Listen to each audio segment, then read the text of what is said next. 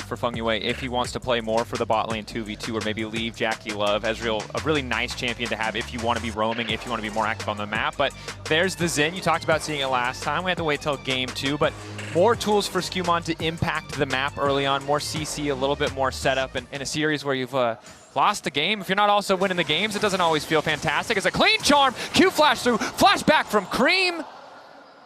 Neither side gonna get anything else. Flash for flash traded. TN on the way in though. Cap's now in trouble. Lebrov might be a little bit too late. The extra shielding coming in. Pix helping as much as she possibly can. As the charm takes TN under tower. As TN maybe set to fall. Lebrov there to finish it. The time. Dragon Strike doesn't get the kill, but the standard does. For G2. Still, Caps does get the kill credits. Does get that bonus gold. So going to be a much better start for him in the mid lane individually. He's blasting on Hansama in trouble. He stepped forward. Took too many autos. The blooming burst, the Q doing so. Yeah, definitely a little bit scary with how much TN has been around mid. Drag, he knows he's got no flash. He's been tracking the ultimate, which means Caps has nowhere left to go. Weirding to finish it. TES. 1,000 gold here in the early stages is just going to be a trade as TN goes for the grubs on top side, but Skumon will finish up that dragon number 1. Fast enough to get out without a fight, and thus far they're able to do so.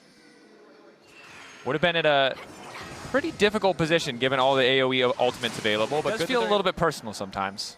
Always. I mean, jungle's always personal, dude. TN going back in. Thought Skumon was going over the wall. Skumon still with double buffs, has already marked the grubs.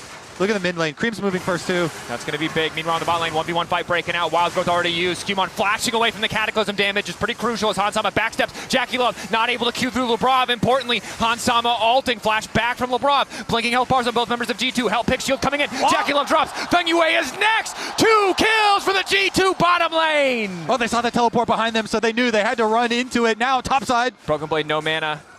No hope of an escape. EQ, flag and drag combo. Cream coming in to try to pick up the kill credit. Initial skills dodged out. Broken Blade just buying as much space as he can, trying not to give him too much time with the tower. Is Cream going to grab the kill in the end? Okay, WoW TS for the flash plays to follow, but as soon as they know the teleport was coming down behind them. Fighting Zweon. Zweon just too strong. No, the help picks Lebrov again! This man is always exactly where he needs to be. It's not enough to get the kill back on Zweon, but it's enough to keep Hansama alive for a brief moment. Zweon gets the minion wave. Nicely done from him. You're saying it, Lebrov here. The ambulance around the rift for G2. Ulti. Broken Blade will be dead again. They need another ambulance, Dracos. They only got 1 ambulance on the team, and there's a lot of people in need. Call another ambulance. And again, we mentioned before, we wanted to see the solo laners on the side of G2 step up. That might be the key to victory. Instead, it is the bottom lane. It is Hansama and especially Lebrov. Can they get clutch on this shielding? Getting Zweon would be massive. Nice Wild Growth to interrupt the slice and dice, and it means a clean kill onto the top laner of TES. Trying to fight back is G2. It's still that TES are taking more across the map on the other side. It's a very similar story to Game 1. In Game 1, it was Skumon on the Olaf who was getting things back. This time around, it's G2's bottom lane, but it's the same core story of TES always trading up, getting a tower while you're getting scraps, 1 or 2 kills. So it's good to keep it close, but not good enough. Though. They're looking for the setup here. Meanwhile, on the top lane, Broken Blade going all out. Zweon popping the Dominus. Ulti for ulti thus far. Q3 ready to go. Hoping to get the pullback under tower. Pathmaker unstoppable. Good damage back from Broken Blade. Gonna find the solo bolo with the Q flash. Getting a bit of respect back after that Game 1. Zweon overconfident as TN moves in and manages to steal it. Double knockup coming in from Feng Yue. Cream looking for a little bit of the chase. Ulti still there. Ready to go between worlds as Hansama has that blinking health bar. Will finally fall. Caps 3 stacks on the ulti. Hoping to outplay, hoping to dance around them. Broken Blade first to the fight. Lebrov living for far too long, but the charm goes wide. TES on the retreat. Back into the mid lane. Caps health bar blinking. G2 going to be forced to back away. But the Drake going to the side of TES. Just as G2 get a little of his individual matchup up there, they weren't able to chase down any extra. And the fights aren't done yet. Caps waiting off the side, going over the wall, looking to lock up Feng Yue. Might have thought it was Zweon, but will slow down the play at the very least. Dominance now popped. Rift Herald picked up, stolen by Skumon, but no one can grab the eye. G2 on the retreat as Jackie Love starting to stack up the rising spell force. The attack speed increasing. In the midst of the entire fight, it's the ulti once again coming in for Cream. G2 trying to hold on, but TES taking over. Cream on a rampage. Jackie Love finding one as the chase continues. Feng Yue cosplaying Cream, stepping up. G2 zoned away from their own tower. The ulti pop for Hansama, not enough to shift things away as TES now set to take the top lane tier 1 as well. Oh, what a beautiful fight there from TES. That re-engage from Cream. Huge damage to set them up, and Tien goes right through with the Cataclysm. They're going to be able to get a tower on top of the team fight victory. Caps hoping maybe someone overstays, just focusing on clearing out this wave, but no flash, no teleport, TP. no ult. Jackie Love, on the other hand, might have stepped a bit too far forward in mid lane. Caps getting tricky. Sway on. Duped. Movement speed. Oh no, the minions are there. He's going to double dash. Charm going wide. Devastating. Caps praying for the W cooldown instead. The flash 40 at least gets the flash. A few more seconds on the charm. Ruthless Predator there. Down goes Caps. Almost had the escape. On that Nico and keep her out of the fight. Hopefully the Cassante would be able to do it. The He's teleporting in. Are teasing us, hinting at maybe where Feng Yue could be. Invisible from behind. The knockup is there. Hansama Kappa the fall is not there, crucially. Hansama free to unload for a brief moment, but Tien just jumps right on his head as Cream goes between worlds, knocking down G2. The only Fed member, not enough when TES laser in on that target. G2 obliterate. Before it even starts. It's just devastating. You can see frustration on the face of G2. They know what happens. They didn't mark the flanker. They understand exactly what went wrong, but it's not going to change things now. The Red Bull Baron power play already 900 gold in the favor of TES, a 6,000 gold advantage, empowering them. More items are completed across the board, but Sway on. I mean, He is always flashy, but as you know from playing with players who are like that, from watching them on streams, it is a double-edged sword. He can make a montage, but he can also make some mistakes.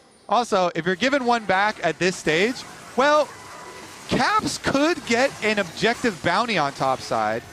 I don't think Skewmon here wants to like full send us to do anything on the Dragon, but objective bounties are what built into the game for comebacks, okay? For this explicit ask for a lot more from him. He has been superb, and so you deserve to upgrade. Medjai is completed for him.